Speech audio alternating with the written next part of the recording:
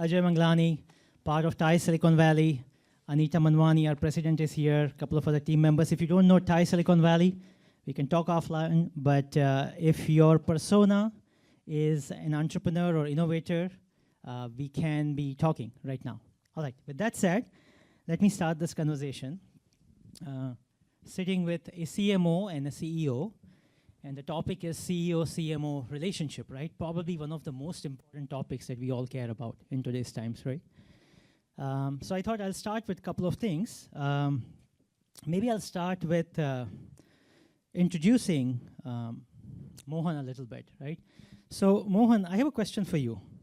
So you came from a strategy consulting background, being a senior partner at McKinsey, and then you were there for over 18 years, led their lean operations, lean manufacturing practice nationally, internationally, and then you decided to be an entrepreneur 11 years ago. Let me ask you these questions. And by the way, management consulting, until I was there, I thought that was the highest calling of a mankind. So thank you for crossing that bridge, basically, like many of us did.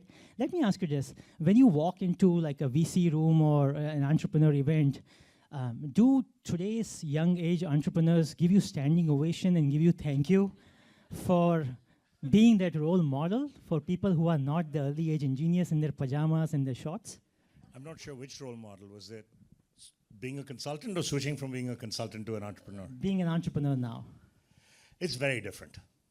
In many ways, I wish I'd been an entrepreneur when I was a consultant. I'd have known what CEOs really pay attention to.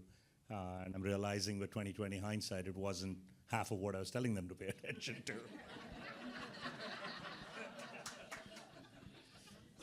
But it's been an amazing journey. I spent 18 years at McKinsey and had this idea of starting a company which was focused on what I had spent my professional life learning, how to drive a lean transformation. And so my idea was delivering a lean transformation, but on a software as a service platform, and substituting Excel level math for sophisticated math, optimization, simulation, machine learning, etc. And so I called the company Lean Task for Lean Transformation as a Service. And I got so tired of explaining to people how lean transformation as a service leads to Lean Task, I just said, Lean Task is what you get when you let a guy with a 12-letter last name name a company. You don't get something elegant like Google or Netflix. You get Lean Task, upper L, upper T, upper S. I'm still explaining to people how to spell it. That's great. Very cool. By the way, lean transformation as a service. Amazing product, by the way. Shirley, moving to you. So you started your career, early days, I shouldn't say started, but early days you were with Sybase, the database company. You were in the marketing role, and now you are with Forrester, selling to or serving to marketers. Are marketers better customers or CIOs? Do you want to go back to them? Say it again, or who are our Are customers? marketers better customers to go after, or I CIOs? love marketers. I love marketers as our customers. Marketers are engaged. You know, if you're targeting IT audiences, it's very challenging. They don't engage in the way marketers do and talk and download and attend events. So that's my secret and preferred is the marketers. Perfect. You know, what I thought about when you think about a relationship, right, and primarily CEO-CMO, like any other relationship, there are like really three pieces in my mind. One, you define what the relationship is, right, kind of loosely, tightly, however. Then you kind of apply it, and then you kind of iterate it, right? So let's define this relationship. And I thought when we have to think about CEO-CMO relationship, let's just first define the role. So I came up with this little bit of a fireside gamification question set for each of you. Mohan, so let me ask you this. Just speak whatever comes to your mind when you hear this. Pipeline can be created within a quarter or within a month right away. No. Okay. Brand is more important and also difficult to build in the long run than demand in short run. Yes. Okay. Brands that build trust are the ones that resonate most with the customer. Yes. Okay. And then CMOs speak the language that their CEOs and the board members want to hear. Sometimes. Sometimes, okay. Now we are getting there.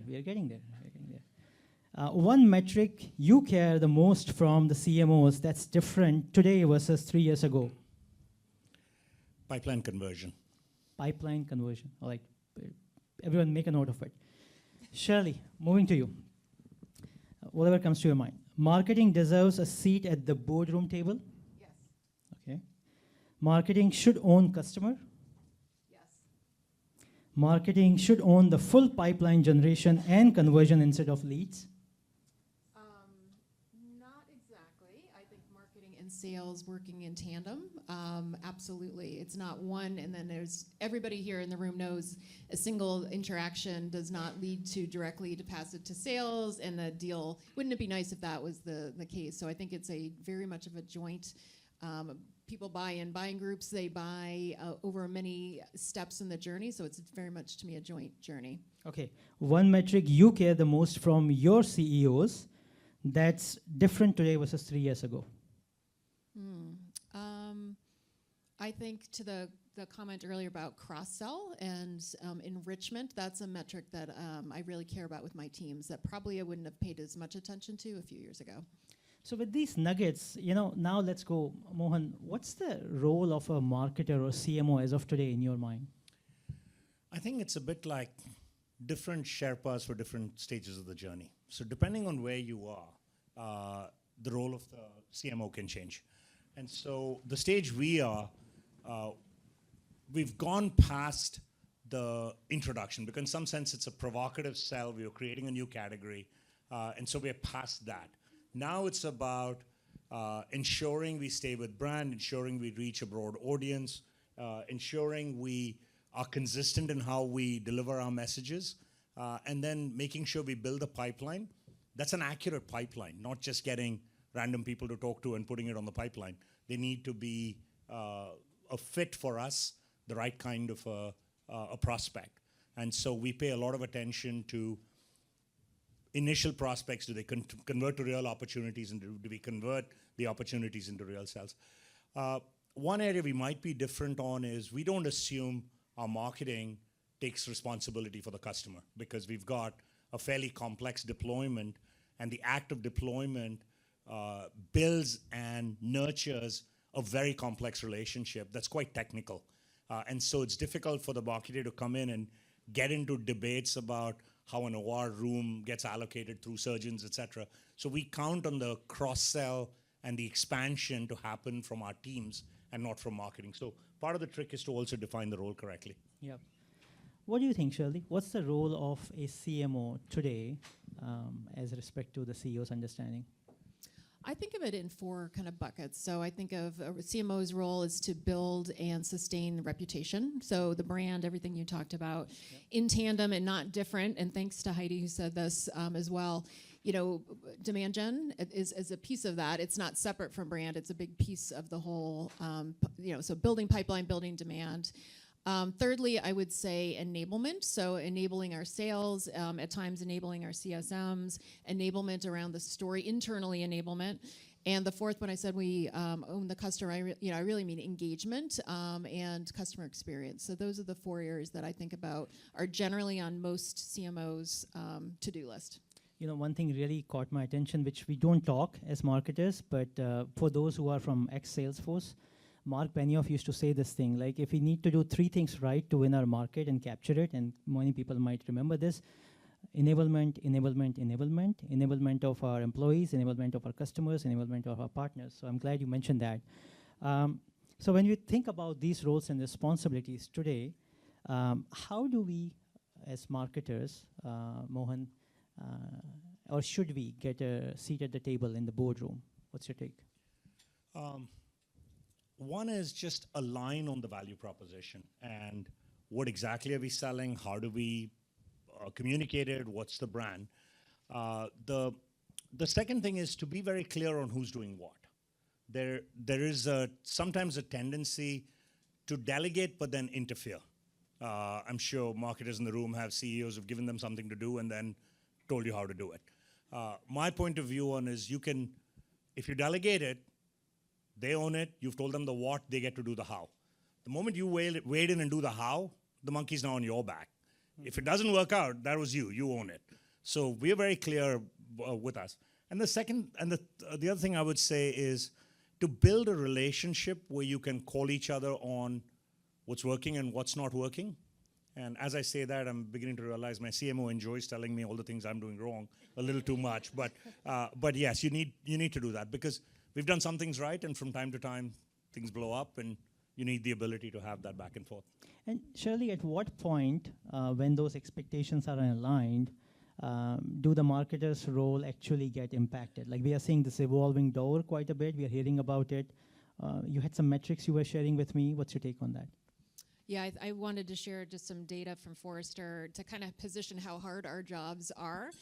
So a couple of things. The average tenure of a B2B marketer from Forrester's research is 3.6 years. And versus B2C, 4.2. So definitely tougher and shorter, time to get results. There's a lot more pressure.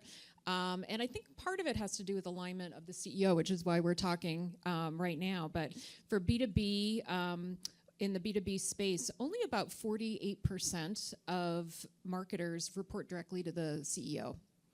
And when you compare that to B2C, where 84% report directly to the CEO, that's tricky for all of us in our jobs, right? And so your question was around alignment and metrics and all of that. I think it's very important to be aligned on how that relationship, how will be measured, and doing it quickly so that we're all marching towards the same page.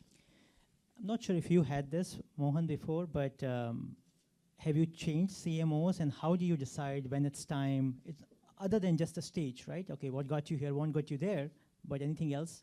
We've only changed once. So we had in the early stages one CMO. We didn't even call him a CMO, he was director of marketing. And our current CMO, I'm glad he's not in the room because his tenure is roughly between 3 years and 8 months and 4 years and 2 months. So listening to Shirley, he might be typing his resume, but no, he's fantastic.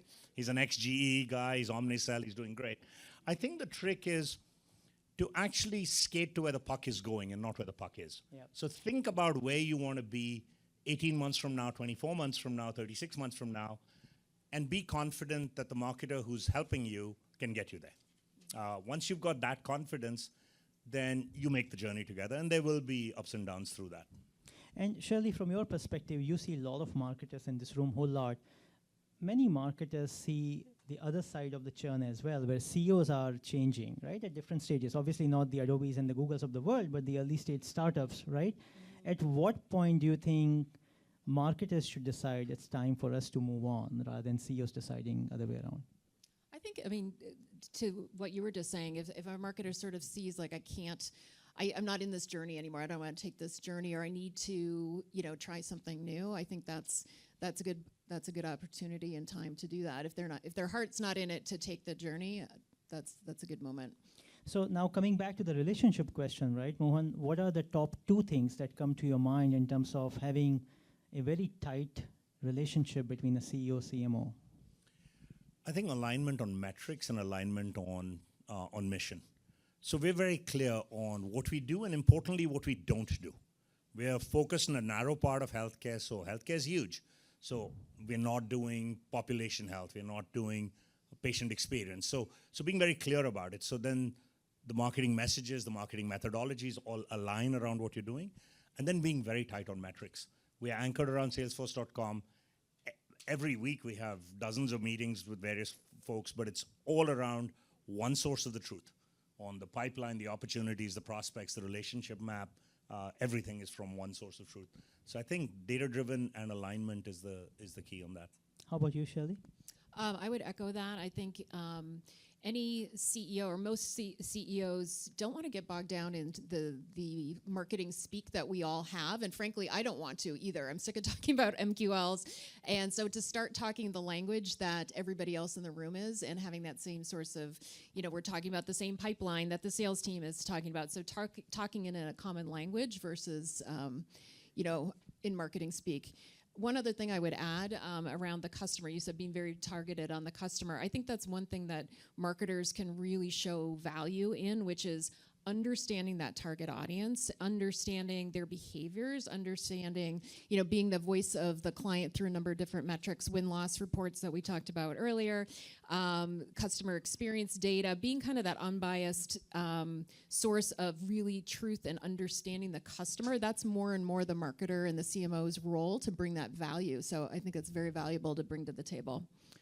Mohan, from your perspective, we heard this following topic in a couple of discussions at the table, or even one of the speakers might have talked about it: vulnerability, and tie it with authenticity, right? As leaders, vulnerability is probably the biggest asset a leader can have. Should marketers be open and vulnerable in front of their CEOs, and how often? Where do they draw the line? We've got a thing of not hiding mistakes. And because if you hide mistakes, A, they get bigger, and B, they launch a CYA program where everyone's trying to make sure when somebody finally figures out what the mistake was, that they're not the last one at it. So we've got a thing of bring it to light. And our chief marketing officer, there was one little snafu we had. He owned it quickly. He told it, made it public to the whole company, and fixed it very quickly. And I think that was a learning for the whole organization, because they watched him take ownership of something, and nobody knew it was a problem yet, but he proactively took it. So we actually appreciate and encourage that as a culture. Shirley, from your perspective, and varies from a leader to leader, would you agree that CEOs tend to be a little bit more vulnerable or open to being vulnerable in front of their CROs than in front of their CMOs? That's a really good question. I would say potentially. Often the relationship with the CMO is more, creative and trying to think things through versus a head of sales or a CRO, where it's a lot more of a data-driven. But I think it's a really good question. I don't know. Yeah. All right. So we are almost approaching our last couple of minutes. Mohan, from your perspective, what are 2 do's and 1 don'ts that marketers should do to establish a tighter CMO-CEO relationship for the next 3 years? 2 do's and 1 don't. Know your data. When marketers present, when my CMO is presenting state of the pipeline, conversion, etc., I want him to be on top of it. So that would certainly be 1 do. The second would be to experiment. This stuff is not scientifically do this and that happens. Lots of stuff will fail. We went to a speed dating marketing event that cost us $100,000, promised me 20 speed dates and of 15 minutes each, and we thought we'll get $10 million of conversions after it. After the second conversation, I realized I was in a timeshare condo selling like warp. The guy listening to me didn't care. He just wanted to know where the dinner was. I came back and told the team we just bought a BMW and set it on fire in the parking lot. That's what it cost us. But we learned from it. We never do that again. Conversely, we've done a lot of things that went great. So I'd say experiment a lot. The 1 don't would be don't BS. If you don't know, say you don't know. BSing just doesn't work. So that's what I'd say would be the don't. I wish many CEOs were like Mohan, right? Shirley, from you. We're going to clone you. Yeah. All the CMOs in this room want you as their boss. So Yeah. thank you. 2 do's and 1 don't. So we're working with your with your building a CEO. relationship for the next 3 Yeah. years. I would say 1 is involve your CEO in the creative process, which may be scary, and because a lot of CEOs Will they have aren't. time though? I bring things that are 90% done and offer a couple choices, and all of us are strategic with how you want them to choose a certain one, but get their buy-in, right, and have them be part of the process. That would be 1. And I would just say I had asked my own CEO before I came here. So what do you think of this topic? And he said, you can never. There's no such thing as good marketing and bad sales. They're so inextricably linked. So my advice would be, don't be like, yay, we're doing so great, but sales over here is doing terrible. Obviously, you're all in it together. Awesome. Thank you, everyone. We are on time.